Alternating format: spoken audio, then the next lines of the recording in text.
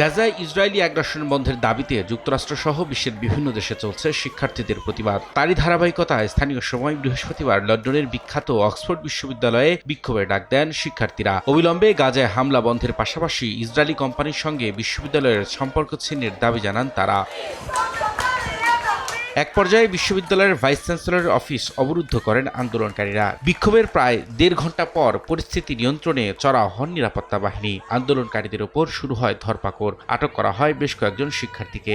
New ইয়র্কের Columbia বিশ্ববিদ্যালয়ের শিক্ষার্থীদের ওপর পুলিশি হামলার প্রতিবাদ ও সংহতি জানাতেই তাদের এই আন্দোলন বলে জানান বিক্ষোভকারীরা।